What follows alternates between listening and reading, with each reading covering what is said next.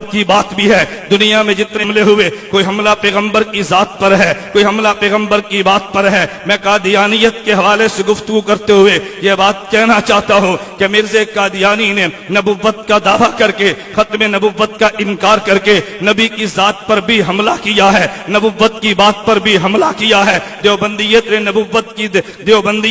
نبوت کی ذات اور بات کا دفاع کرتے ہوئے مرزا قادیانی کی ذات کو بھی زیر باس لائے ہیں, مرزا قادیانی کی بات کو بھی زیر باس لائے ہیں. میں سے ایک سوال کا جواب دینا وکیلانہ طرز پہ ضروری سمجھتا ہوں. جب ہمارے علماء حق نے مرزا قادیانی کی ذات پر بحث کی ہے, یہ بے ایمان شراب پیتا تھا, بے ایمان زنا کرتا تھا, بے ایمان خلوت میں نامحرم عورتوں سے اپنی ٹانگیں دباتا تھا, دن میں 100 بار پیشاب کرتا تھا, بے ایمان انگریز کا ٹوٹ ایجنٹ تھا. بہت سارے لوگوں نے جن کے دل میں دین کا درد تھا مگر دین کا علم نہیں تھا, وہ کہنے لگے مولویت کو مرزا کی ذات پر اعتراض نہیں کرنا چاہیے, مرزا کی بات پر اعتراض کرو. ذاتیات پہ تنقید کرنا انسانیت کو زیب نہیں دیتا. مولانا محمد علی جلندری نے دیوبندیت کی طرف سے بات کرتے فرمایا مرزا قادیانیت نے مولویت کا دعویٰ نہیں کیا, اس نے نبوت کا دعویٰ کیا ہے. مولویت کی بات کو ماننا ضروری ہے, مولویت کی ذات کو ماننا ضروری نہیں ہے. جو نبوت کا دعویٰ کرتا ہے پہلے اس کی ذات ہے پھر اس کی بات ہے. اور دلیل کے دور میں نبوت کا پہلا خطبہ پیش کیا کہ میرے پیغمبر نے فرمایا لبثت فیکم عمرا, اور مکے والو تمہارے اندر میں عرصہ دراز گزار چکا ہوں, هل وجدتمونی صادقا ام کاذبا, تم نے محمد کو کیسا پایا ہے. مکے والے کہنے لگے جربنا غیر مرہ, ہم نے کئی بار تجھے آزما کے دیکھا ہے, ما وجدنا فیک الا صدقا, محمد تجھے سراپا صداقت پایا ہے. پھر نبوت نے فرمایا قولوا لا الہ الا اللہ تفلحوا, پہلے محمد صلی اللہ علیہ وسلم نے اپنی ذات کو پیش کیا ہے, پھر پیغمبر نے بات کو پیش کیا ہے. میرے نبوت نے پہلے خطبے میں بتا دیا پہلے پیغمبر کی ذات ہوتی ہے پھر پیغمبر کی بات ہوتی ہے. قادیانی نے نبوت کا دعویٰ کیا, پہلے اس کی ذات کو زیر باس لایا جائے گا پھر اس کی بات کو زیر باس لایا جائے گا. پیغمبر کے تم نے دو ناموں کو دیکھا ہوگا. حضرت امیر حمزہ نے جب کلمہ نبوت کا پڑھا ہے تو پہلی دفعہ حضرت امیر حمزہ رضی اللہ عنہ نے نبوت کی خدمت میں پیش ہو کے جو قصیدہ پڑھا تھا, حضرت امیر حمزہ فرماتے حمدت اللہ نہدا فؤانی الی الاسلام والدین الحنیف لدین جاء من رب عزیز خبیر بالعباد بهم لطیف اذا تلیت رسائلہ علینا تحدر دم ذلب الحسیف رسائل احمد من ہداها بآیات مبینت الحروف احمد فینا محمد مصطفیٰ فینا متعاون فلا تاسو بالقول العنیف فلا واللہ نسلمہ لقوم فلما نقض فیہم بالسیوف. حضرت حمزہ نے دو لفظ فرمائے, ایک لفظ مصطفیٰ تھا ایک لفظ مطاع تھا. مصطفیٰ پیغمبر کی ذات کو کہتے ہیں, مطاع پیغمبر کی بات کو کہتے ہیں. اللہ نبوت کے لیے پیغمبر کی ذات کو چنتا ہے, بات کو حجت قرار دے دیتا ہے. قادیانی تو نے نبوت کا دعویٰ کیا, پہلے تیری ذات دیکھے گیا کہ سر پہ تاج نبوت کو سجایا جا بھی سکتا ہے یا نہیں, پھر تیری بات کو دیکھیں گے. میں اس کو یوں کہتا ہوں, حضرت مولانا ضیاء القاسمی خطیب یورپ ایشیا نے اس بات کو یوں سمجھایا, فرمایا تم نے کبھی دیکھا ہے اگر ٹرک کسی سڑک پہ چڑھے تو پولیس والے یہ نہیں دیکھتے ٹرک کی رفتار کیسی ہے, یہ نہیں دیکھتے ٹرک چلتا کیسے ہے, پہلے ٹرک کو دیکھتے ہیں اس کی لائٹ بھی ہے یا نہیں, یہ چل سکتا بھی ہے یا نہیں.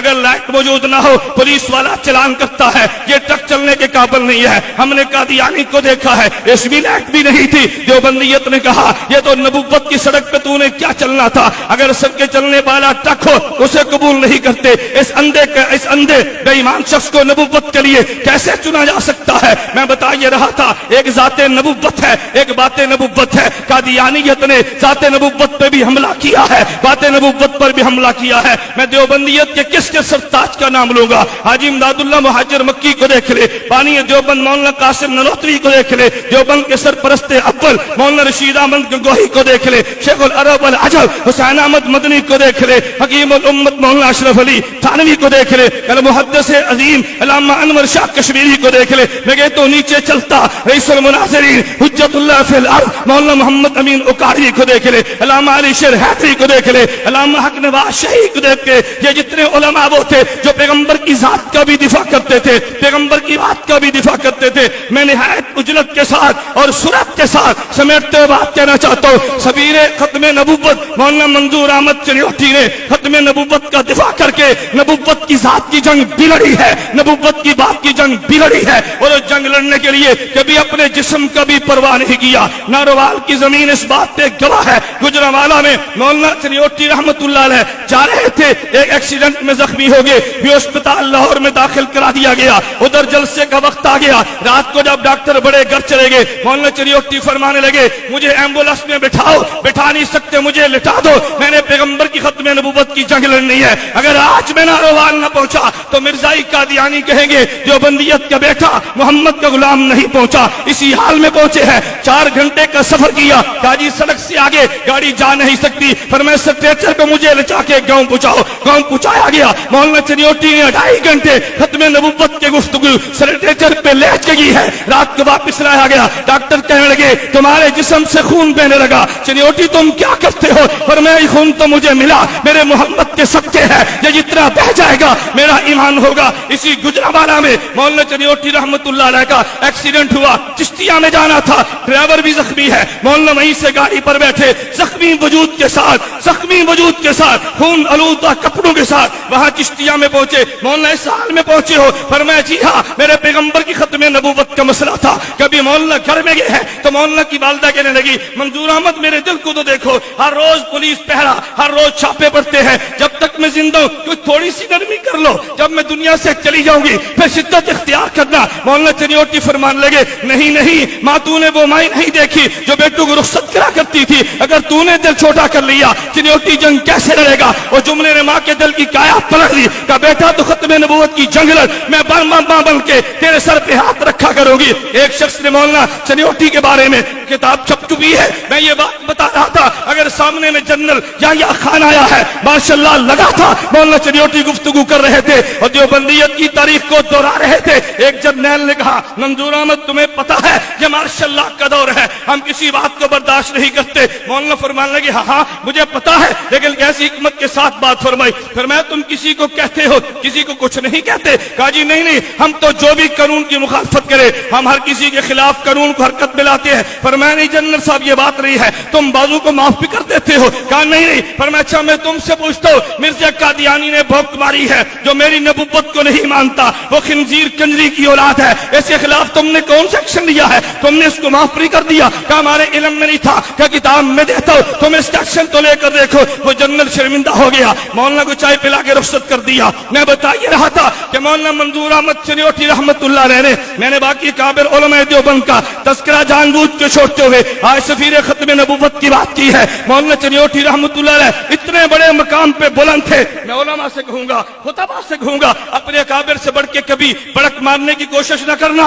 मौलाना चिरियोटी को मैंने अजीब देखा, उनके हालात में लिखा है, एक शख्स कहने लगा हजरत मुझे आप ये तो इरशाद फरमाए आपके अकाबिर इतनी मुशक्कतें बर्दाश्त नहीं करते थे, इतनी शिद्दत से जंग नहीं लड़ते थे, वो तो बहुत नरमी भी कर लेते थे। आपके उस्ताद का नाम लिया, फलां उस्ताद इतना सख्त नहीं था जितने आप सख्त हैं। मौलाना चिरियोटी ने ये नहीं फरमाया मेरे उस्ताद में गैरत नहीं थी, उसमें दलील नहीं थी, नाना फरमाने लगे मेरे उस्ताद ने भी शरीयत पे अमल किया, एक अमल रुखसत का है, एक अजीमत का है, मैंने अजीमत को ले लिया, उस्ताद ने रुखसत को ले लिया, मेरा उस्ताद भी ठीक है मैं भी ठीक। तवज्जो, नारे छोड़ो, बैठ जाओ, नारे छोड़ो, तवज्जो। मैं गुजारिश कर रहा था कि मौलाना चिरियोटी रहमतुल्लाह अलैह को देख तारीख भी चलाई है और अपने काबिर के अंदाज को छोड़ा भी नहीं है। मेरे दोस्तों मैं एक बात कहना चाहता हूँ, मैंने कहा मैं किसी पे तनकीद नहीं करता, मुझे मसलक बयान करने का तो हक है ना। फतेह मुबाला के उन्वान पे बात चल रही थी, आप इस किताब को देखें, मौलाना के सवाने पे मौलाना मोहम्मद मुश्ताक दामद बरकातुहू ने बड़ी मुफस्सल किताब तहरीर फरमाई है। फजीलत शेख मौलाना अब्दुल हफीज मक्की दामद बरकातुहू, मौलाना इलियास चिरियोटी दामद बरकातुहू, इन हजरात के फरमाने पे लिखी है। मुझे बड़ा ताज्जुब हुआ, तवज्जो करना, फतेह मुबाला था, डीसी जंग ने दफा 144 लगा दी, इंतजार जोहर तक करनी थी कि जोर तक जो न आया वो हार गया, जोर के बाद चला जाना था। मौलाना चिरियोटी दामद बरकातुहू अपने रुफका के यहाँ मखसूस जगह पे छुप के पहुंचे, पुलिस भी आ गई, कहा जी तुम्हें गिरफ्तार करना है, बात बड़ी सुनने की है। मौलाना चिरियोटी फरमाने लगे भाई मैं मुझे गिरफ्तार कर लो लेकिन जोहर तक मुझे रहने का मौका दो ना, जोर से पहले तो मैं नहीं जाऊंगा, जोर से पहले गया तो वो कहते हैं कि वो तो पहले चला गया था। उसने कहा जी 1 बज गए हैं, आप जोर की नमाज पढ़ लीजिए। चिरियोटी उस वक्त भी मसलक का ख्याल करते, फरमान लगे मैं हनफी हूं, मेरी जोर की नमाज के वक्त बाकी है।